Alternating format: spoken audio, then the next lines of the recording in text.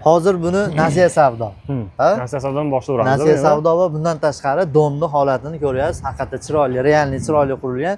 Tem bo'lib pishig'ishda liftli dom, 7 etajli, 6 metrli verandasi bilan. Nima deysiz shunga? Gap yo'q, zo'r. Aka ukamizga uymoqchi edik, shettir rostdan nasiya savdoga berar ekanmi? Ha, nasiya Mana shu yerda olaman deb narx turib ko'p bersinlar.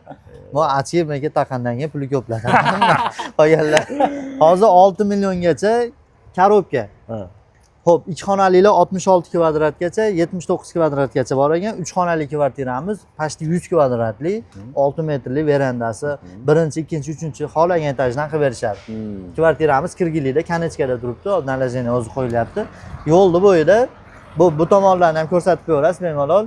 Telefon qilsalar ham xudo xolasa pastga nomer qoldiryapmiz. Nima deysiz o'zingiz fikringiz? Kirgilikda bu atrofda boshqa novostroyga ko'rmayapman. Ha. Zo'r ekan, sharoitlari zo'r. Yoqdimi, shu yerdan olib qo'yramizmi? Bo'ladi. Kelinni ham shu atrofdan topib qo'yamiz. Albatta. Xolasiz kelini bilan topib beriladi. Rahmatlari ham bormi? Va uni endi keyin gaplashamiz. Pastga nomer qoldiryapmiz. Telefon qilsalar ham xudo xolasa. Liftlari ham bor. Hamma sharoiti bor. Podezi pokiza. 10 yil, 15 yil pokiza turadi. Sababi yangi dom, yashab olish kerak. Ertaga nima bo'lishini bilmaymiz. Telefon qilsalar ham baraka qilamiz. Pastga nomer qoldiryapmiz. Sog' bo'ling. Kelaverasizlar.